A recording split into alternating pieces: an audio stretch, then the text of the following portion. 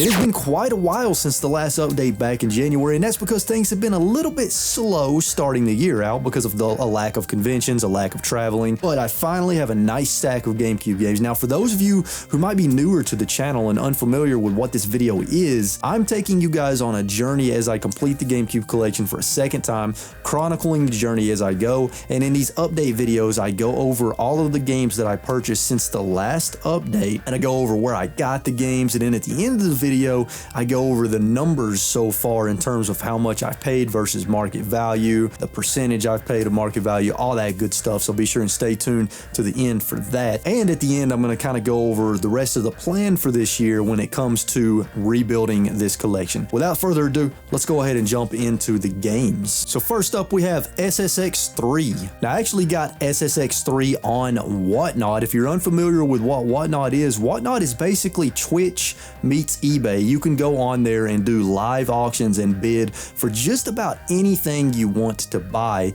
and I had some Whatnot credits that I used to buy SSX3. As a matter of fact, if you guys want to join the channel and you want to check out Whatnot, check out the invite link in the description down below. If you use that link to join Whatnot, you get a free $10 credit towards a purchase, and if you use that credit, I also get a $10 credit. So this is a way for you to support the channel because all of those credits on Whatnot are used to get GameCube games for the collection. So the next stack of games I got from a place near Nashville, Tennessee called The Great Escape while filming a video with Devin, Adam, also known as the Retro Beard, and my buddy Chris. But I got all these games for a great price from The Great Escape, and those 4 games are Madagascar, Blood Rain, NFL Street, and Sega Soccer Slam. The Great Escape is an awesome store where you can find just about anything, books, movies, toys, games, you name it. So if you're in the Nashville area, be sure and check it out. Next up is Beach Spikers. So I actually got Beach Spikers at an anime convention called the Savannah Animazing Con. I actually did 2 videos at that convention because I was a vendor for the first time at a convention, so I did a video on that, and I also did a video answering the question of,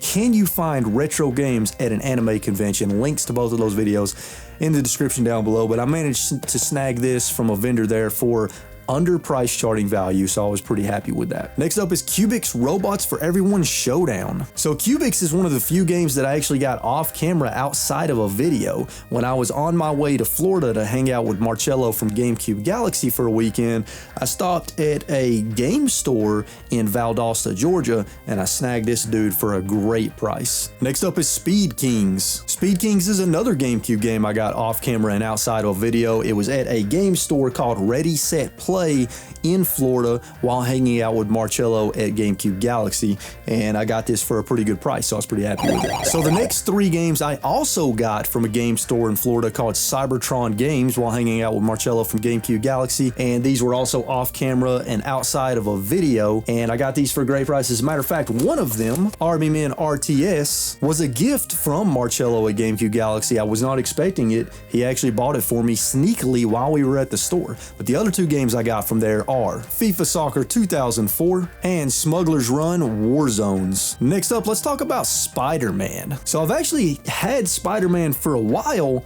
but without a manual. I haven't had a manual for it, so it's been sitting on a shelf waiting for me to get a manual so I can officially add it to the collection.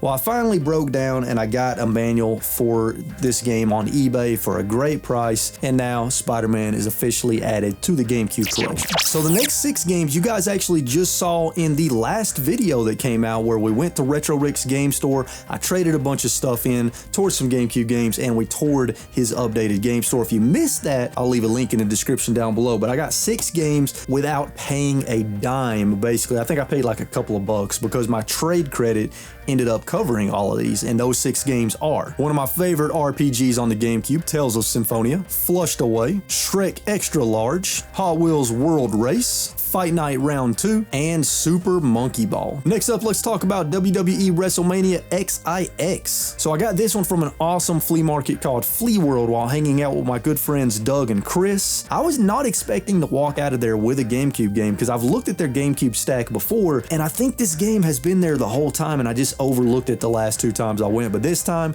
I realized it is complete and it's one I needed.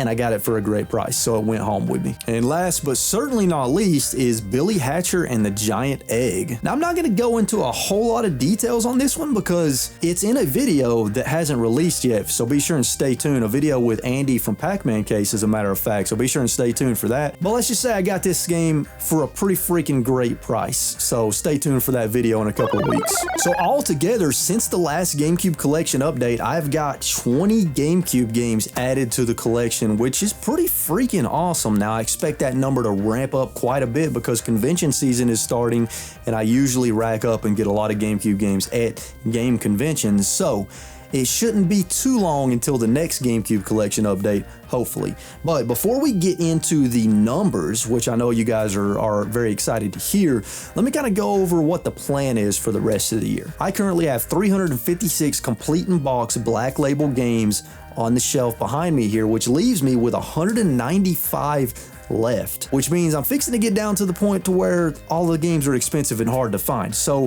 what I'm going to focus on this year is finishing up getting the more common, cheaper games and go for quantity instead of quality. So I looked and I've got about 55 games, around 55 games that are still $20 or less that I can get to add to the collection. So that's going to be my focus for this year, is to try to get the rest of those cheaper games knocked out, and I should be able to get most of those at conventions, hopefully. All right, so let's go over the final number. So as I stated, I have 356 complete in box Black Label GameCube games. The estimated value of my collection is $7,477. To date, I've paid $3,203, which means I've paid around 43% of market value so far in the collection, so I'm still under that 50% goal that I'm trying to do for this second collection. I'm trying to complete this collection by spending less than 50% of market value, and that is a saving so far of around $4,274. Now, another goal that I have is I want to get past 400 GameCube games in the collection before the end of the year. Considering I'm at 356, that means I only need 45 more games to cross